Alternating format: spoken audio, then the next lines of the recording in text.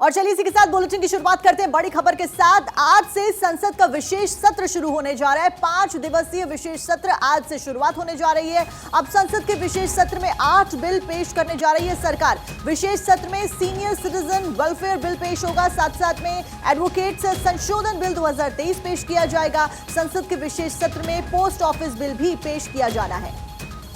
इसके अलावा प्रेस एवं रजिस्ट्रेशन ऑफ पीरियडिकल बिल भी पेश होगा।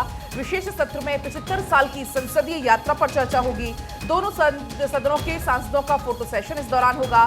सांसदों के फोटो सेशन में प्रधानमंत्री मोदी भी रहेंगे मौजूद। लोकसभा में पीएम मोदी कर सकते हैं चर्चा की शुरुआत, वहीं राज्यसभा में पीयूष गोयल कर सकते हैं चर्चा की शुरुआत। इसके अलावा भारत को 2047 तक विकसित राष्ट्र बनाने पर भी चर्चा होगी।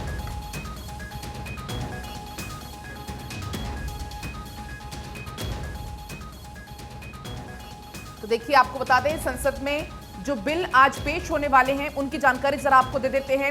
एडवोकेट्स बिल राज्यसभा को से 3 अगस्त को ये पास हो गया था। प्रेस एवं registration of periodical bill Rajya Sabha से 3 अगस्त को ये पास हो गया था। पोस्ट ऑफिस बिल की अगर बात करें राज्यसभा से 10 अगस्त को पास हो गया था। CC and others EC bill 2023 Rajya Sabha में 10 अगस्त को ये पेश हुआ था। SC/ST अमेंडमेंट बिल, ST/SC से जुड़े हुए 3 बिल हैं। सीनियर सिटीजन वेलफेयर बिल, ये सीनियर सिटीजन से जुड़ा हुआ ये एक बिल है। तो कुल मिलाकर संसद में पेश होने वाले बिलों की आपको जानकारी दे रहे हैं। इसके अलावा कब कब विशेष सत्र हुआ था वो आपको अब बता दें।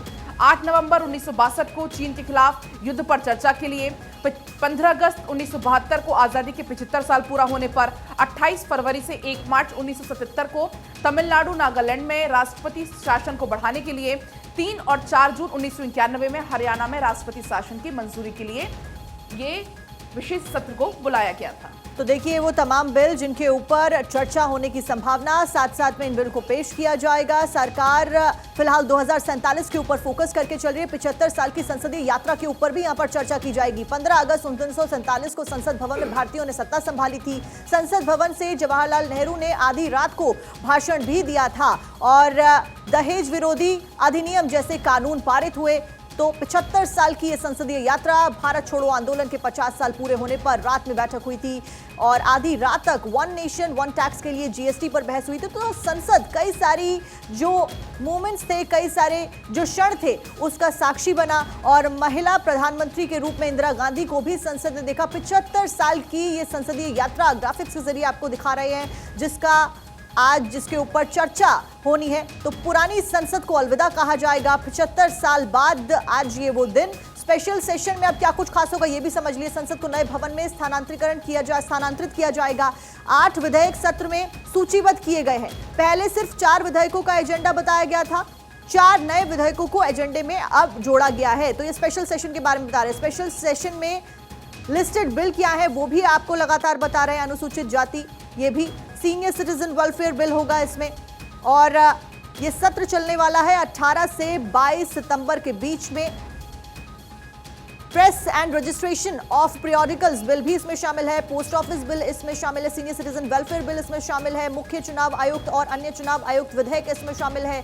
तो ये तमाम वो बिल जो कि लिस्टेड है, जिनके ऊपर चर्चा की जाएगी। अब ये एडवोकेट्स अमेंडमेंट बिल क्या है ये भी समझ ली। 13 अगस्त को राज्यसभा में ये पास हो चुका है।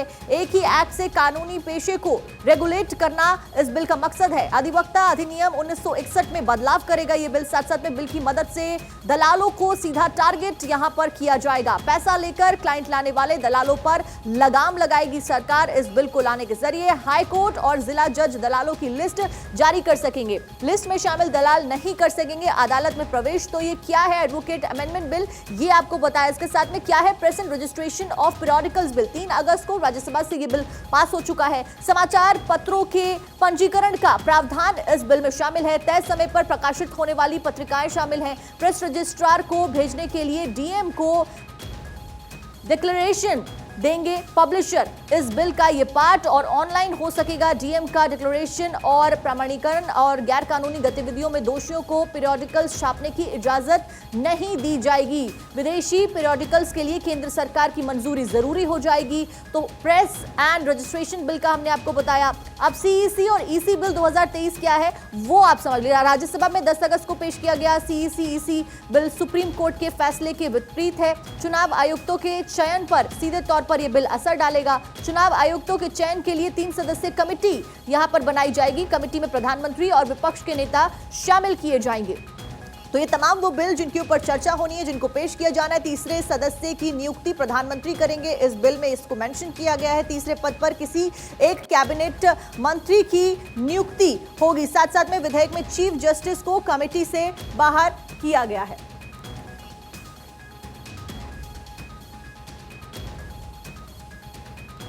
और इस बीच की बड़ी जानकारी है, पहले दिन सत्र पुराने संसद भवन में चलेगा। प्रहलाद जोशी की तरफ से ये जानकारी दी गई है।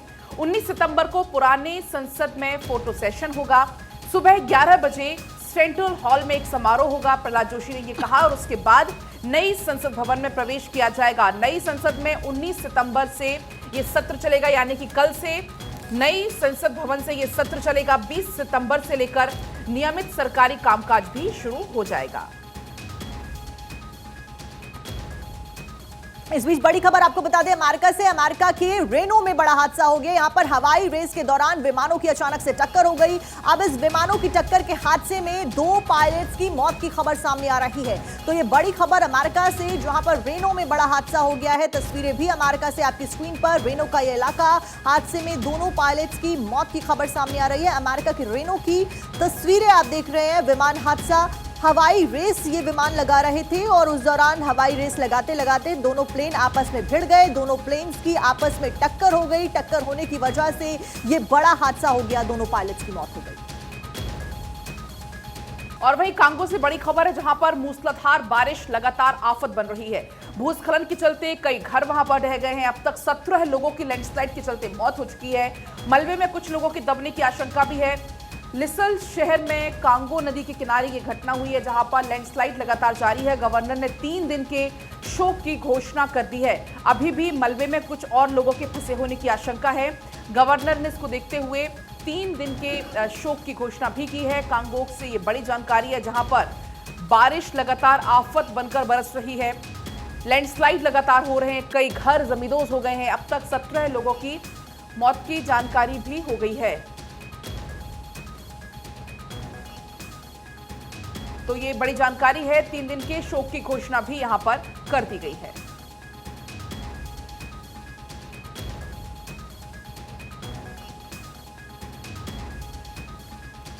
देखिए, अब तक 17 लोगों की मौत की जानकारी है। मलबे में अभी भी कई लोगों के दबने की आशंका है। हो सकता है ये आंकड़ा और भी आगे बढ़ सकता है।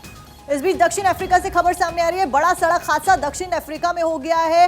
बस लॉरी में जोरदार टक्कर की खबर। खनन कंपनी के 20 लोगों की मौत की जानकारी मिल रही है। सभी लोग खनन कंपनी डी बियर्स के कर्मचारी थे। तो यह बड़ा हादसा दक्षिण अफ्रीका में हो गया है, जहां पर बस और लॉरी में टक्कर की वजह से 20 लोगों की जान चली गई है। खनन कंपनी डी बियर्स के कर्मचारी बताए जा रहे हैं सभी लोग, जिनकी मौत की जानकारी मिल रही है।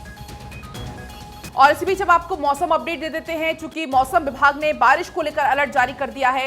देश के 6 राज्यों में बारिश का अलर्ट है। मध्य प्रदेश में भी भारी बारिश के बाद बाढ़ जैसे हालात है। जाता हुआ मॉनसून मध्य प्रदेश में आफत की तरह बरस रहा है। उत्तर प्रदेश, उत्तराखंड, राजस्थान, गुजरात, महाराष्ट्र, यहां पर भी मौसम विभाग ने अलर्ट जारी किया है। देश के 6 राज्यों में बारिश का अलर्ट ये जारी किया गया है।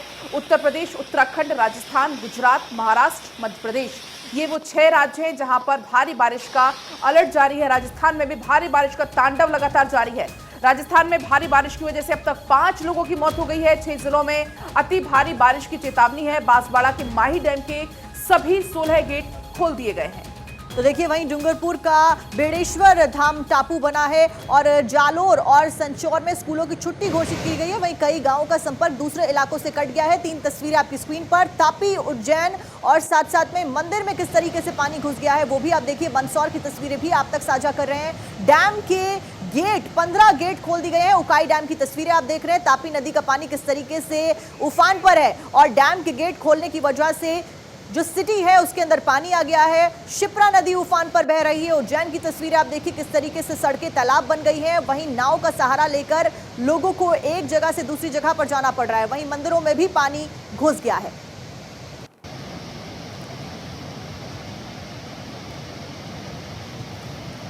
और देखिए इसी के साथ अब वक्त है सबसे विशेष खबरों के बारे में जानने का, यानी कि अखबारों की खबरों से आपको रूबरू करवाने का। सबसे इंपॉर्टेंट खबर जो कि अखबारों की सुर्खियों में बनी हुई पलक, वो है आज के विशेष सत्र से जुड़ी हुई, क्योंकि केंद्र सरकार ने स्पेशल सेशन बुलाया है संसद का। 18 से 22 सितंबर तक ये सेशन चलेगा। 5 दिवसीय विशेष सत्र आज से शुरू हो जाएगा। संसद के विशेष सत्र में 8 बिल कुल मिलाकर सरकार पेश करने जा रही है। पलक बिल्कुल साक्षी, नवभारत टाइम्स इस वक्त मेरे पास है और इसकी अगर हेडिंग की बात करें, हेडलाइन की बात करें, खास सत्र की पिच तैयार, बैटिंग आज। तो कुल मिलाकर आज का दिन बहुत खास है। आज से नए संसद भवन में माफ कीजिएगा, पुराने संसद भवन से ये कार्यवाही शुरू होगी और इसके बाद कल यानी कि गणेश चतुर्थी से 19 सितंबर से नए संसद भवन में प्रवेश कर जाएगी। ये पूरी कार्रवाई नए संसद भवन से शुरू हो जाएगी। लेकिन आपको जरूरी जानकारी इसमें यह दे दें कि बैठक में विपक्ष ने महिला आरक्षण बिल की मांग की है। इसके अलावा संसद में कुल ऐसे 8 बिल हैं जिनको सरकार पेश करेगी। विशेष सत्र में सीनियर सिटीजन वेलफेयर बिल पेश होगा। इसके अलावा एडवोकेट संशोधन बिल 2023 पेश होगा।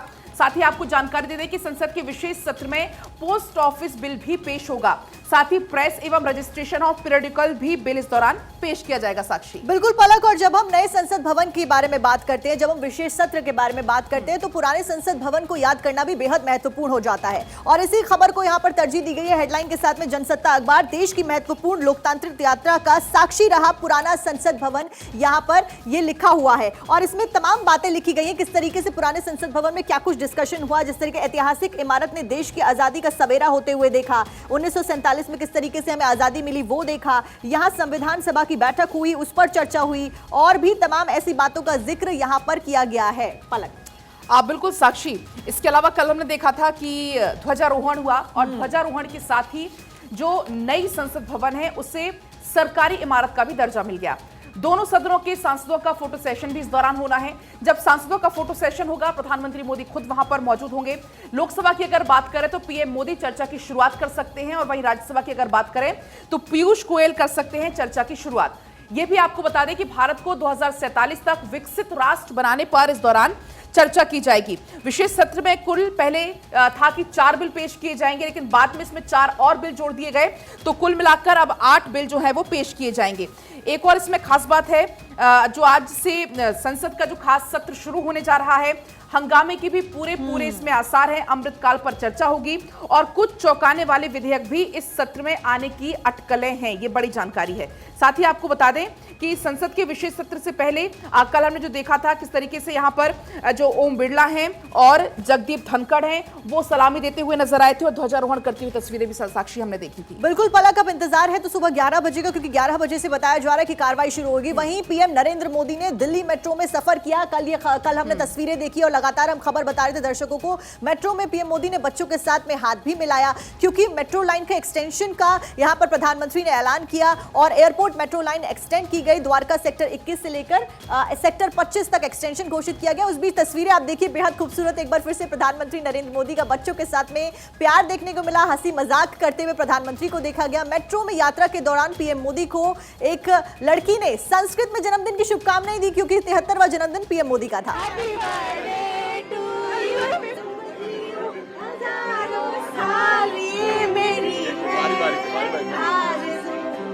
Happy birthday to